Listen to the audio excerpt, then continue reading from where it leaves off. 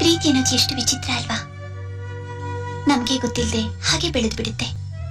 ನೀನಿನ್ ಮೊದಲನೇ ಸರ್ತಿ ನೋಡಿದಾಗ ತುಂಬಾ ಭಯ ಪಟ್ಟೆ. ಆ ಭಯದಿಂದ ಪ್ರೀತಿ ಹುಟ್ಟು.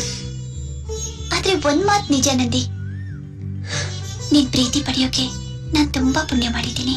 ದಿವ್ಯಾ,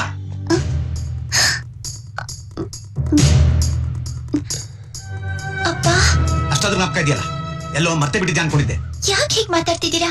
ಹೊಟ್ಟೆ ಉರಿ, ಅದಕ್ಕೆ ಹೀಗೆ ಮಾತಾಡ್ತಾರ. ನೀನು ಲಾ ಓದ್ತೀನಿ ಅಂತ ಹಠ ಮಾಡಿ ಬಂದು ಮಾಡ್ತಾ ಇರೋದೇನು? ಅದಕ್ಕೆ ಓದೋದು ಬೇಡ ಅಂತ ನಾನು ಪಡ್ಕೊಂಡಿದ್ದೆ. ಅಪ್ಪ ಪ್ಲೀಸ್, ಇವಾಗ ಏನಾಯ್ತು ಅಂತ ಹೇಗ್ ಮಾತಾಡ್ತಿದ್ದೀರಾ? ಎಲ್ಲ ವಿಚಾರಿಸ್ಕೊಂಡ್ ಬಂದೆ ಮಾತಾಡ್ತಾರ. ಹೋಗಿ ಹೋಗಿ ನೀನ್ ಇವನ ಪ್ರೀತಿಸ್ತಾ ಇದೀಯಾ? ನಿನ್ಗೇನಾದ್ರೂ ಜ್ಞಾನ ಇದೆಯಾ? ಅಪ್ಪ, ಹಿಂದೆ ಮುಂದೆ ಗೊತ್ತಿಲ್ಲದೆ ಏನೇನೋ ಮಾತಾಡ್ಬೇಡಿ. ನೀವ್ ಎಷ್ಟೇ ಹುಡುಗಿದ್ರು ನಂದಿ ಅಂತ ಹುಡುಗನ್ ತಂದು ಮದ್ವೆ ಮಾಡೋಕ್ ಸಾಧ್ಯನೇ ಇಲ್ಲ. ಪೂರ್ವಾಪರ ಎಲ್ಲ ಗೊತ್ತಿದ್ದೆ ಮಾತಾಡ್ತಿದೀನಿ. ಇವ್ನ ಹಿಂದಿನ ಕತೆ ಏನೋದು ಗೊತ್ತಾ ನಿನ್ಗೆ? ಇವ್ರಪ್ಪ ಏನಾಗಿದ್ದ ಅಂತ ಗೊತ್ತಾ ನಿನ್ಗೆ? ಸರ್,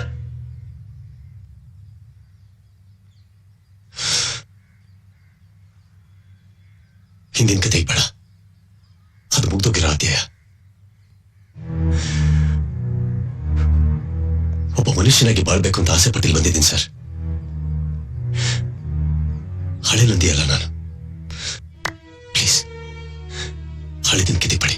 ಕೆಂಬೂತ ಯಾವತ್ತೂ ನವಿಲಾಗೋದಿಲ್ಲ ತಿಳ್ಕೊ. ನೀನ್ ಹಳೆ ನಂದಿ ಆಗಿರ್ದಿದ್ರೆ ಹೆತ್ತ ತಾಯಿ ಆಗ್ಬಿಟ್ಟು ಹೋಗ್ತಾ ಇದ್ದೆ. ಹೆತ್ತ ತಾಯಿಗೆ ಬೇಡವಾದಂತ ಮಗ ಇದ್ದಾನೆ ಅಂದ್ರೆ ಅವನ್ ಬಗ್ಗೆ ಬಿಡಿಸಿ ಹೇಳ್ಬೇಕಾದ ಅವಶ್ಯಕತೆ ಇಲ್ಲ. ನೋಡಿ ಸರ್,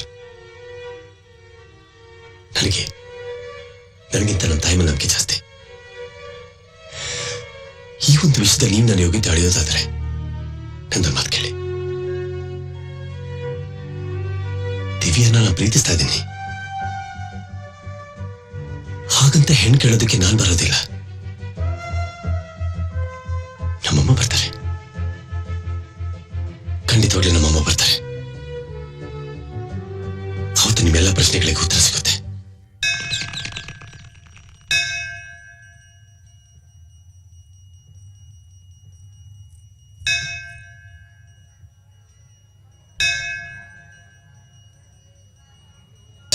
ನಮಸ್ಕಾರಮ್ಮ.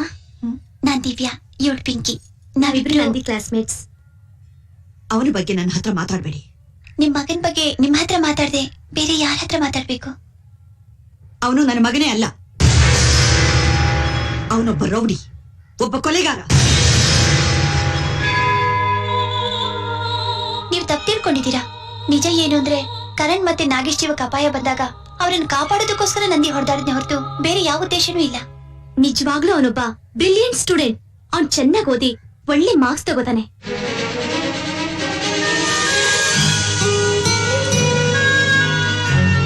ಅಂದ್ರೆ ನೀವು ನಿಜ ಹೇಳ್ತಾ ಇದ್ದೀರಾ? ಅವನು ಚೆನ್ನಾಗಿ ಓದ್ತಾ ಇದ್ದಾನ? ಹಾ, ಕಾಲೇಜ್ನಲ್ಲಿ ನನ್ ಮಗ ಒಳ್ಳೆ ಹೆಸರು ತಗೋತಾ ಇದ್ದಾನ? ಹೌದು, ಖಂಡಿತ ಅವ್ನ ಈ ವರ್ಷ ಗೋಲ್ಡ್ ಮೆಡಲ್ ತಗೊಂಡೇ ತಗೋತಾನೆ.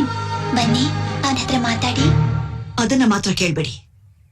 ಯಾವಾಗ್ಲೂ ನನ್ನ ಮನಸ್ಸನ್ನ ಅವನಿಗೋಸ್ಕರ ಕಲ್ಲು ಮಾಡ್ಕೊಂಡಿದ್ದೀನಿ. ಅದನ್ನ ಕರಗಿಸೋದು ಅವನ ಕೈನಲ್ಲಿದೆ. ಈ ಅಮ್ಮ ಬೇಕು ಅಂತ ಅವನಿಗೆ ಯಾವಾಗ ಅನ್ಸುತ್ತೋ ಅವನು ಒಳ್ಳೆಯವನು ಅನ್ನಿಸ್ಕೊಂಡು ಅವನೇ ನನ್ನ ಹತ್ರ ಬರ್ತಾನೆ.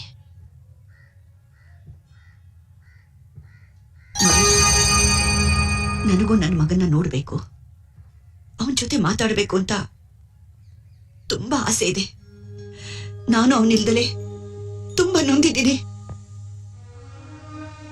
ಅವನ ಜೀವನದಲ್ಲಿ ದೊಡ್ಡದನ್ನೇನಾದ್ರೂ ಸಾಧಿಸಬೇಕು, ಒಳ್ಳೆಯವನಾಗಿ ಸಮಾಜದಲ್ಲಿ ಗಣ್ಯ ವ್ಯಕ್ತಿ ಆಗ್ಬೇಕು ಅಂತಲೇ ನನ್ನ ಆಸೆ.